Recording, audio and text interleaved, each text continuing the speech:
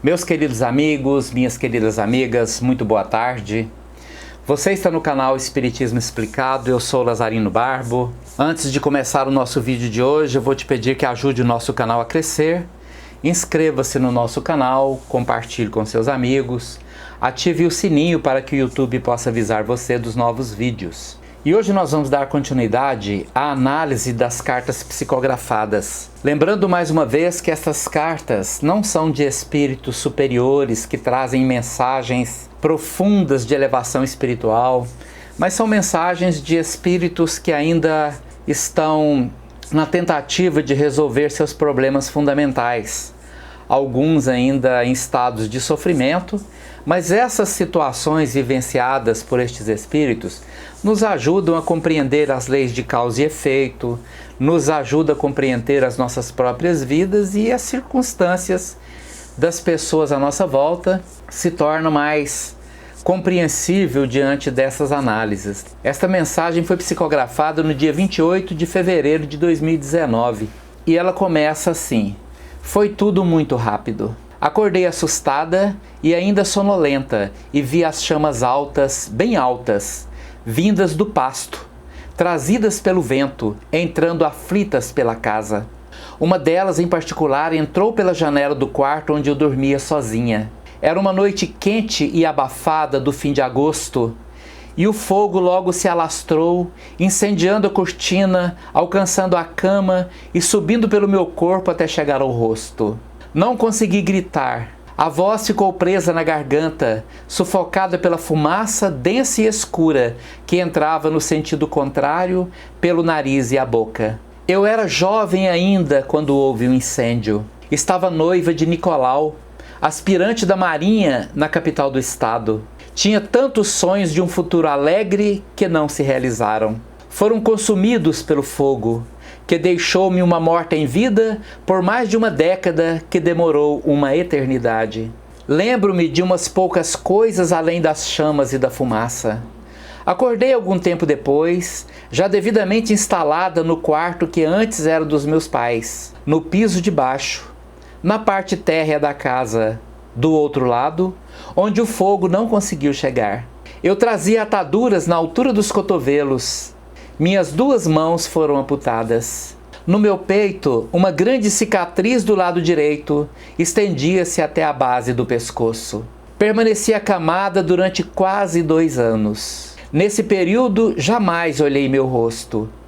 Sem ambas as mãos, não era possível tocar o rosto deformado e as criadas tinham o cuidado de não me trazerem nenhum objeto de metal que refletisse, mesmo que palidamente, a minha imagem.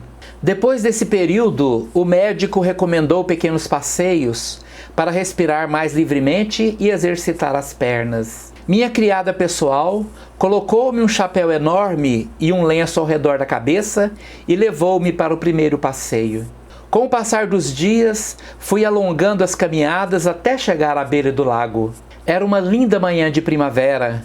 As águas das primeiras chuvas enchiam o lago de águas transparentes e calmas. A luz do sol revigorado refletia suavemente sobre sua superfície, como se temesse ofender seu sossego. E minha imagem, refletida nas águas, era absurdamente grotesca, destoando rudemente naquela paisagem perfeita. Não consegui fixar meu olhar por muito tempo. Apenas uma fração de segundo e eu tive horror de mim mesma. Entendi porque raramente eu recebia visitas. E quando as recebia, a criada mantinha as cortinas fechadas e o quarto escurecido, mesmo quando era minha mãe ou uma das irmãs. Tantas vezes eu quis notícias de meu noivo, mas Nicolau jamais apareceu, e agora eu bem sabia o motivo.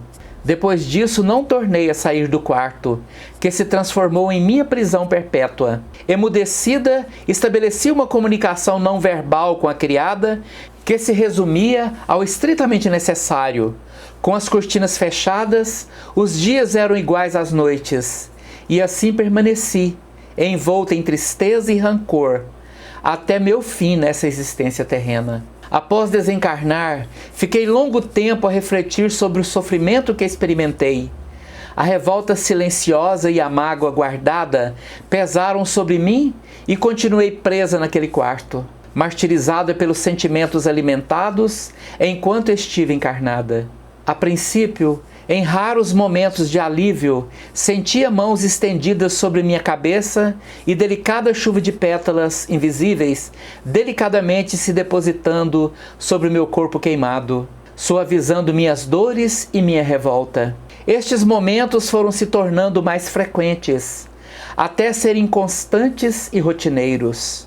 E cada vez que isso acontecia, meu corpo espiritual ia se refazendo. E aquela que parecia uma interminável noite escura de chamas em minha vida, agora parece que terminará em breve. Assinado Dolores, pela médium Eliane. Meus prezados irmãos e minhas queridas irmãs, Dolores.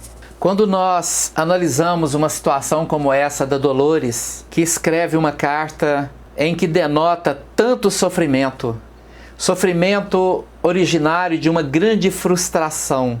Uma menina jovem, bonita, noiva, rica, com pai e mãe, com esperanças, com futuro, com os sonhos de uma menina nessa idade, com um noivo ideal, com toda uma perspectiva de vida pela frente, e de repente tudo se torna um tremendo pesadelo de sofrimento. O fogo invade a sua casa, deforma o seu corpo e ela se vê de mãos amputadas, 2 anos sem conseguir se retirar do quarto, depois de um processo de recuperação mínima do seu corpo físico, até que consegue se levantar do leito e fazer as primeiras caminhadas fora de casa.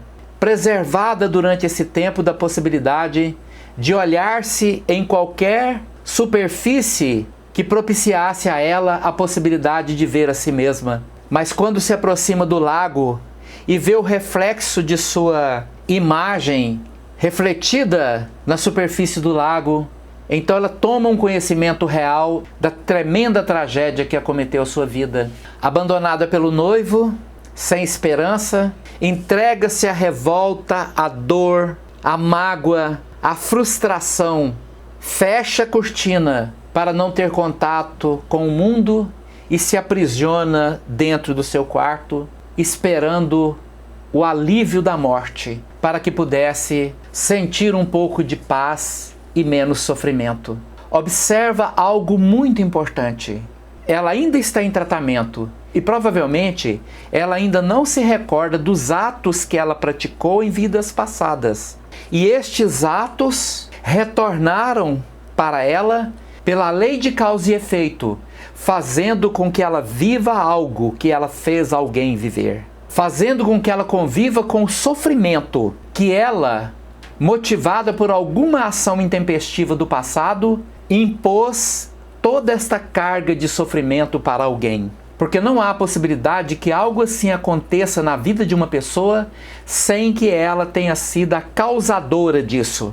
E aí eu te pergunto, e nós que passamos por vários tipos de sofrimento na nossa vida, talvez não com tamanha intensidade, mas com intensidades variadas, nós igualmente passamos por frustrações, por tristezas, por angústias, onde você vê que existem pessoas que carregam consigo o limite do sofrimento e sem uma explicação porque não tem uma lembrança objetiva dos acontecimentos, assim como a Dolores não teve.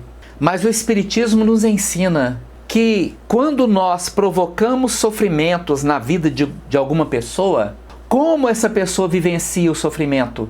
Ela sofreu dor física, dor moral, angústia, tristeza, agonia, pois é disso que se trata. Esse tipo de energia emocional que nós provocamos na outra pessoa por nossas atitudes é exatamente esta mistura de frequências vibratórias, de intenso sofrimento, que nos são devolvidas porque nós fomos os provocadores de uma ação.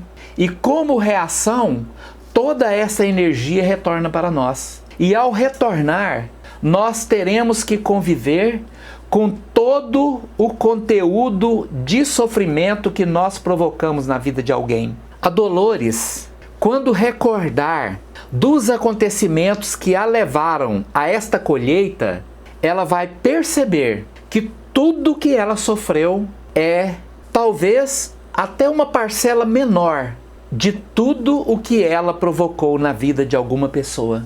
E nos dias de hoje, quando nós vemos tantas pessoas provocando tanto sofrimento na vida de outra pessoa, a doutrina espírita nos ensina que nós precisamos ter pena de quem provoca o sofrimento. Porque quem está sofrendo, muitas vezes está no final de uma etapa de colheita, de atitudes passadas. Mas quem está na ação de provocar o sofrimento, não tem ideia da sua parcela de agonia e dor que terá que conviver para poder reajustar a si mesmo diante das leis eternas que regem todo o universo à nossa volta e nós mesmos.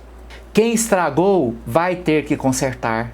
Quem criou o sofrimento vai ter que conviver com o sofrimento, a não ser que diminua o sofrimento com ações benéficas, construtivas, que se fortaleça através da prática do bem e do amor do próximo, para que quando a dor vier, ela esteja mais fortalecida para conviver com todas as reações, cujas ações impensadamente provocou na vida das pessoas. Então nós que sabemos tão pouco das origens de nossas dores, de nossas angústias, de nossos sofrimentos, enfim, que tenhamos força moral para poder conviver com estas reações, na certeza de que no momento em que provocamos essas ações, não tínhamos a sabedoria necessária para entender que bastava que deixássemos para lá, abandonássemos projetos de vingança, ódio, mágoas, ressentimentos, porque evitaríamos tantos sofrimentos como este. Que a Dolores reconstrua sua vida, refaça-se, possa ter uma vida plena no plano espiritual, que retorne ao plano físico depois, constitua sua família, encontre seus amores e dê prosseguimento pleno à sua vida, rumo à sua libertação espiritual. Muito obrigado pela sua atenção. Se você gostou do nosso vídeo, deixa aí o seu like, inscreva-se no nosso canal e compartilhe com seus amigos. Muito obrigado.